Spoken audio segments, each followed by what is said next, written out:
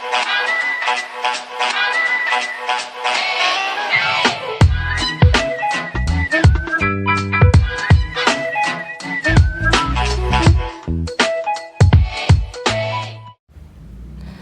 assalamualaikum warahmatullahi wabarakatuh. Kali ini kita ketemu lagi di mata kuliah pengantar teknologi informasi dan komunikasi di pertemuan 2 ya.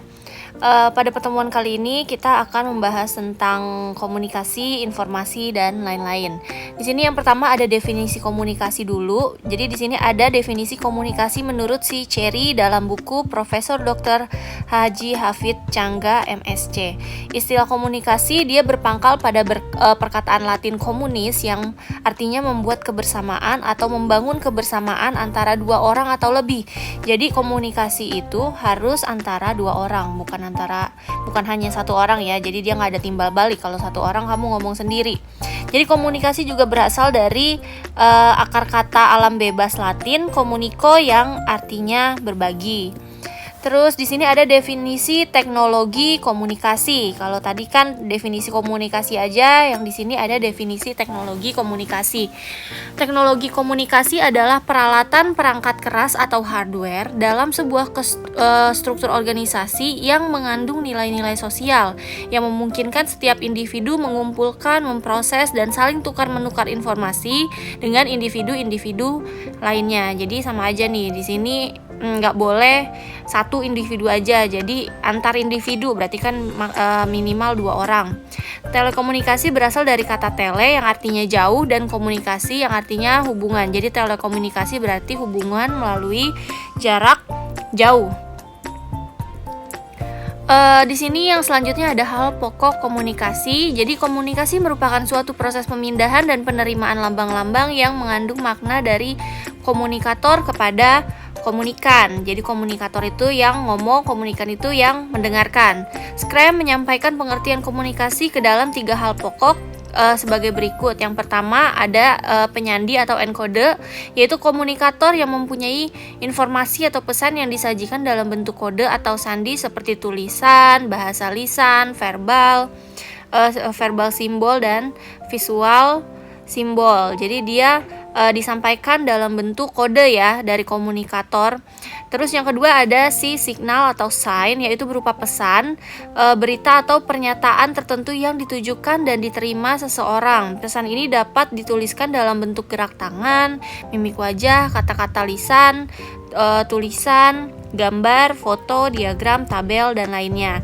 Yang ketiga ada decoder, yaitu komunikan yang menerima pesan atau penerima sandi atau lambang yang harus dipahami dan dimengerti makna dari pesan yang disampaikan. Oke, itu 3 ya hal pokok komunikasi. Selanjutnya di sini ada fungsi komunikasi sebagai proses.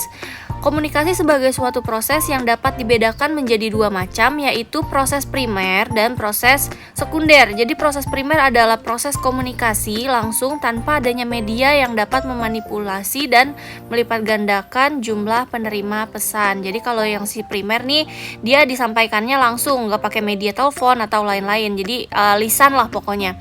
Dalam proses komunikasi ini biasanya berbentuk bahasa gerakan-gerakan yang memiliki makna khusus dan aba-aba. Sedangkan proses sekunder berlangsung dengan bantuan mekanisme yang dapat melipat gandakan jumlah penerima pesan atau ditujukan untuk mengatasi berbagai macam hambatan fisik atau kebendaan atau jasa dia yang akan menghalangi proses komunikasi.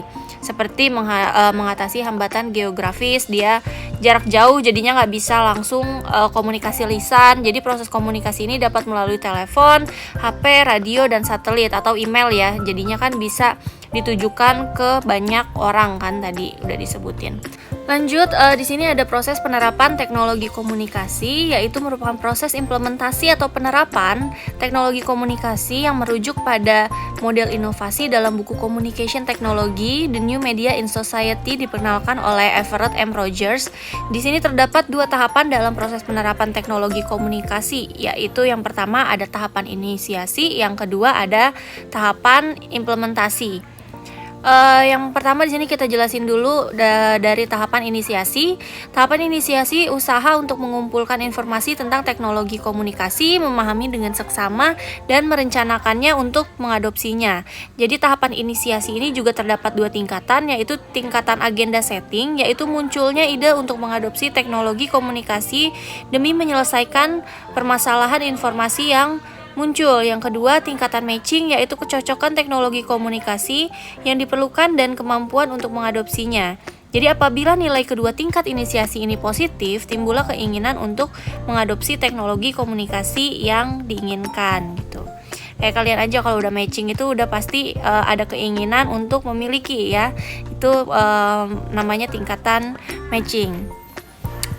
Tahapan implementasi, di sini kalau tadi ada tahapan inisiasi, yang kedua itu implementasinya. Tahapan implementasi seluruh kegiatan yang dilakukan untuk menggunakan teknologi komunikasi yang diinginkan terdapat 3 tingkatan. Kalau tadi cuma 2 tingkatan di inisiasi, yang implementasi ada 3 tingkatan. Yang pertama ada tingkat redefining, yaitu mengatur, menyusun, dan memodifikasi struktur organisasi bagi sebuah lembaga atau mental serta kebiasaan bagi individu untuk keperluan teknologi komunikasi yang diinginkan. Yang kedua ada tingkat clarifying, meyakinkan pada semua anggota bagi sebuah lembaga atau bagi diri sendiri itu bagi individu tentang sejarah teknologi komunikasi sehingga tidak lagi menjadi sesuatu yang asing. Jadi di tingkat clarifying ini kita menjelaskan tentang semua teknologi komunikasi sehingga yang tadinya asing menurut orang itu jadi nggak asing atau sudah terbiasa menggunakan teknologi komunikasi. Yang ketiga ada tingkat routinizing.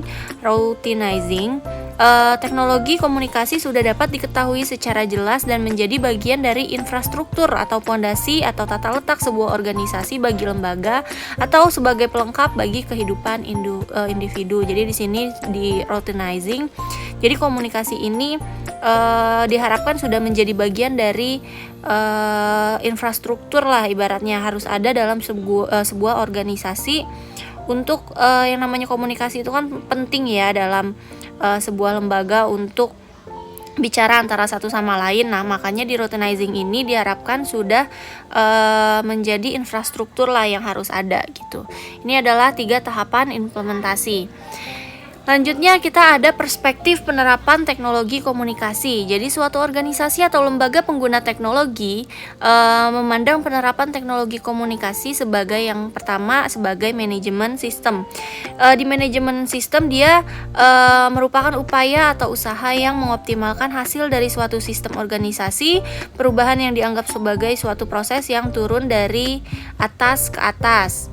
Yang kedua ada proses birokrasi yang merupakan usaha untuk mengubah kebijakan suatu lembaga berdasarkan persepsi atau opini berpendapat, manajemen puncak, dan perubahan ditentukan pembuat dan pengambil keputusan. Yang ketiga menjadi pengembangan organisasi yang merupakan usaha untuk memenuhi keinginan atau harapan individu dan komunitas yang muncul atau timbul akibat adanya dorongan untuk meningkatkan partisipasinya. Yang keempat, proses tawar-menawar merupakan hasil proses tawar-menawar yang pada akhirnya akan menghasilkan jalan keluar yang kompromi. Itu perspektif penerapan teknologi komunikasi. Selanjutnya di sini ada perspektif tentang penerapan teknologi komunikasi. Yang pertama ada teknosentrik, yaitu terciptanya suatu perubahan dan dianggap sebagai faktor yang dominan yang fokus terhadap kapasitas dan tersedianya teknologi. Yang kedua sosiosentrik, yaitu fokus pada situasi sosial yang terdapat pada sebuah lembaga atau organisasi, contohnya isu-isu sosial dan perubahan sosial.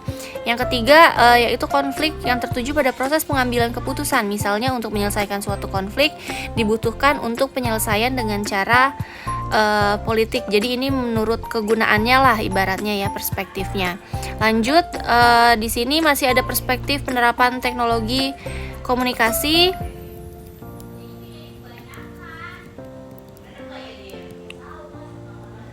Yang keempat di sini ada desain sistem ya, terusannya tertuju mulai dari teknologi, sosial, budaya, dan politik yang dikenal dengan sebutan siklus kehidupan sistem. Lanjutnya ada pelaku teknologi komunikasi. Dalam rangkaian sumber penyampaian dan penerimaan informasi ada beberapa pihak yang tersangkut dan saling tergantung satu dengan lainnya. Jadi dalam komunikasi ada pihak yang tersangkut atau saling tergantung dengan satu dengan yang lainnya. Yang pertama pemakai, yang kedua itu ada perusahaan penyedia jasa telekomunikasinya, yang ketiga ada produsennya. Peralatan komunikasinya di sini kan perusahaan itu kan yang menjembataninya, kalau produsennya itu kan yang membuat. Yang keempat ada badan yang mengatur atau mengkoordinir seluruh kegiatan komunikasi dari segi ekonomis dan teknis dalam mengadakan peraturan, standar, harga patokan dan lain-lain. Lanjut ada pelaku teknologi komunikasi catatan. Catatannya di sini lanjutan dari yang tadi ya. Catatannya di sini pemakai membutuhkan penyaluran dan penyampaian informasi yang membutuhkannya semakin lama semakin meningkat dalam jenis serta volumenya. Yang kedua di sini catatan untuk perusahaannya, dia pemberi jasa telekomunikasi dengan kualitas dan harga yang pantas dan bertanggung jawab dalam penyampaian efisien, cepat dan relatif murah. Contohnya warung telekomunikasi. Yang ketiga dia ada produsen peralatan komunikasinya. Dia perusahaan yang menghasilkan peralatan komunikasi dengan kualitas yang baik serta dapat memenuhi kebutuhan yang semakin meningkat dan bervariasi. Jadi diharapkan produsennya ini makin tahun itu kualitasnya semakin baik untuk memenuhi kebutuhan yang semakin banyak juga. Yang keempat ada badan yang mengatur, yaitu mengeluarkan peraturan dan persyaratan yang standar pelaksanaannya berdasarkan pengalaman, tingkat teknologi yang ada, perkiraan pengembangan teknologi yang dicapai oleh industri sehingga kebutuhan dapat terpenuhi dengan ongkos yang murah. Itu fungsinya badan yang mengatur. Di sini ada, kalau tadi komunikasi, di sini ada lanjutnya definisi informasi. Di sini informasi adalah sejumlah data yang telah diolah melalui pengolahan data dalam rangka menguji tingkat kebenarannya dan ketercapaiannya sesuai dengan kebutuhan. Di sini ada 3 hal penting yang harus diperhatikan dari informasi, yaitu informasi merupakan hasil dari pengolahan data. Yang kedua, informasi harus memberikan makna dan informasi itu harus berguna atau bermanfaat. Itu adalah sesuatu yang diperhatikan dari informasi. Jadi harus punya makna gitu. Nggak kalau misalkan informasi tidak mempunyai makna, itu dia juga nggak akan berguna gitu kan nantinya. Ini tiga hal yang harus dipenuhi dari informasi. Di sini ada selanjutnya ciri-ciri dari informasi yang berkualitas menurut McLeod tahun 1997. Ada 4, yaitu informasi yang berkualitas, ciri-cirinya harus bersifat akurat, artinya informasi tersebut mencerminkan keadaan yang sebenarnya gitu, bukan ditambah-tambahkan gitu. Yang kedua, informasi itu yang disampaikan harus tepat waktu, artinya informasi harus tersedia atau ada saat diperlukan.